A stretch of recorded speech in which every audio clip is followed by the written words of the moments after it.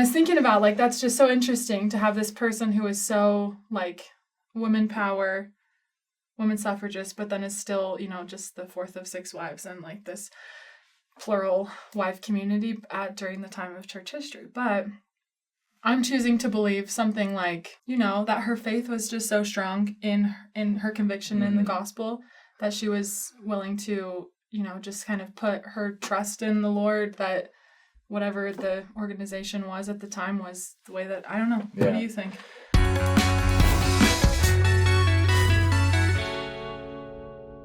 Hey everyone, welcome back to Saints Unscripted. Today you're here with Sabrina and Jackson. And we're going to talk about some people from church history. You may or may not have heard them.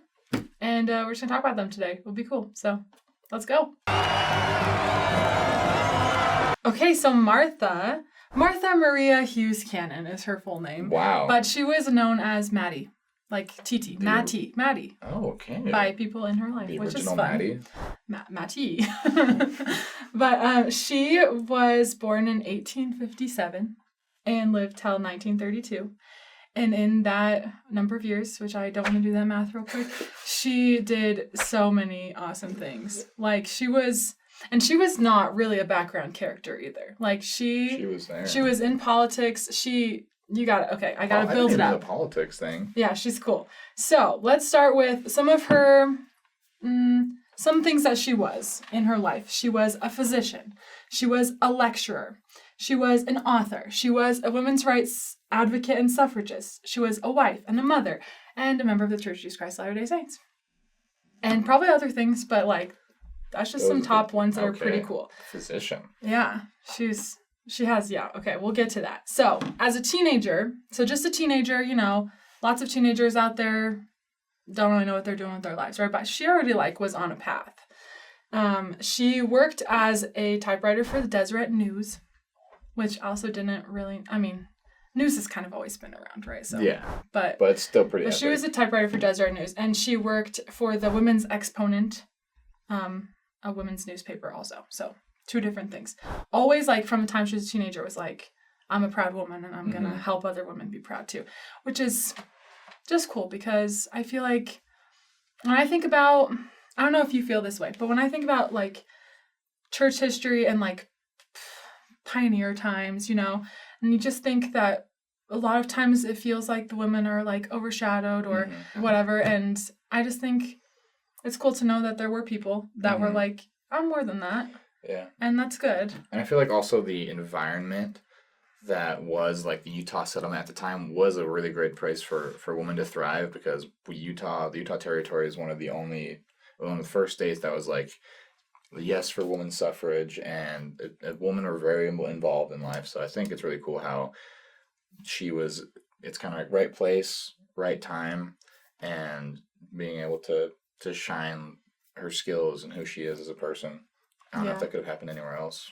Yeah, I don't know either. But she didn't just spend her time learning and developing all of her skills in Utah. She so let's talk about her education. She went to, I believe, 4. We can count as I say them. Goodness, but okay. I think 4 higher education schools. Wow. So she was first at the University of Michigan School of Medicine and graduated in 1881. So here we're not in Utah. Then she went to Philadelphia and attended the University of Pennsylvania Auxiliary School of Medicine. Wow. And she was the single woman in her class. Okay. So cool. She's so cool. And then she graduated that only a year after she graduated from the last place, right? And then she had a degree in pharmacy, and then she attended the National School of Elocution and Oratory in Philadelphia, which then tells us, why she's not only a physician and has a degree in pharmacy, but she also can speak eloquently.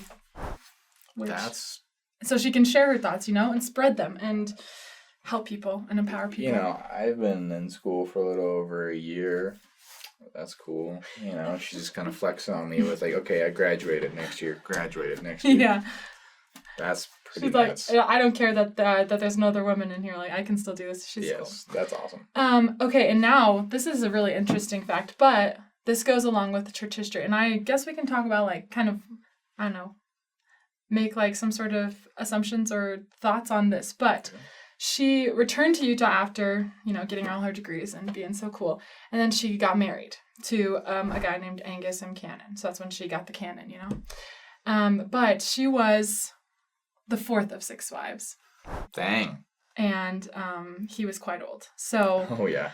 when I was thinking about, that's just so interesting to have this person who is so, women power, women suffragist, but then is still, just the fourth of 6 wives and, this plural wife community during the time of church history. But I'm choosing to believe something that her faith was just so strong in her conviction in the gospel that she was willing to, just kind of put her trust in the Lord, that whatever the organization was at the time was the way that, I don't know. Yeah. What do you think? I think similarly, just to go back and, people like, oh, well, she just became another one of those Mormon polygamous wives. It's like, no, she was someone who was faithful to it and understood it at the time. And maybe not even, because I don't think all the saints understood it exactly well at the time, but to go back and to be faithful. I don't know if she had any children with Angus. She did. She did have 3. Okay, which I think is even more, because there are lots of wives who are just there as kind of to be protected or to receive an inheritance after. Or the wives that married when they were quite old. And exactly. But to go back and to raise children after all that accomplishment, she could have just been like, hey, I'm dipping. I'm going to go around the world and just be a lecturer. So it could also just be that being a mother was just really important to her, and I think that's cool too. But we don't know. Maybe someday we'll ask you, Martha. One day. But yeah, so then she kind of got into politics, which is also interesting, and politics specifically on women's suffrage, and she ran as one of 5 Democrats for state senator, and she ran against her husband, and she beat him. No. So I just think that's was so he immediately like, okay, yeah, you're done. I'm keeping the kids. Goodbye, get out.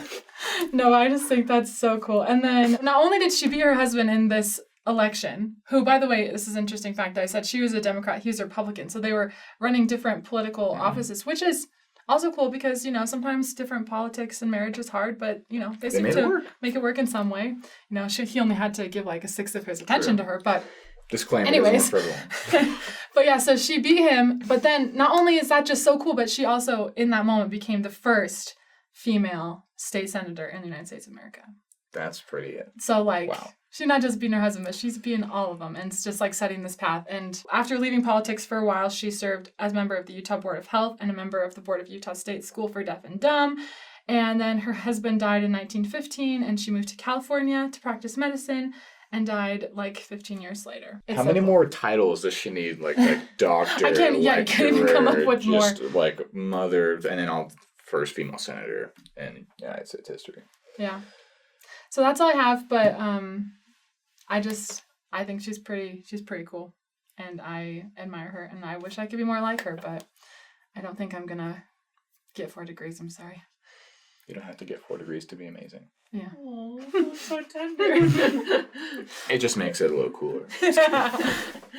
I knew of Martha Cannon, but I did not know all of that, which makes me kind of feel a little bit ashamed because I feel like I should know.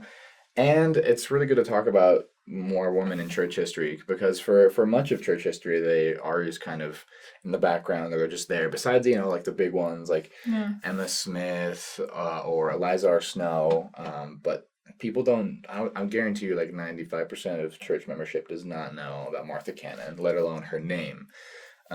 So I think it's really cool to learn more about her and hopefully to learn more about more women in the church. Whether or not a woman had 4 degrees like Martha Cannon, or was a stay-at-home mom, or was a single woman, it doesn't matter because they all have their own story. They all have their own accomplishments that have not meant just so much to them, but to their community and just to history in general. So I think it was really cool to learn more about Martha. Oh, Martha. So you should try and learn more about famous women, or not even famous women, but women in the church, because there's a lot more about them that we don't know. And when we take the time to know, we can, kind of find out that they've done a great job throughout the history of the church. They're not just in the background, but should be in the foreground. Women power. So, thank you for joining us. Goodbye, guys. That was great. That was so great.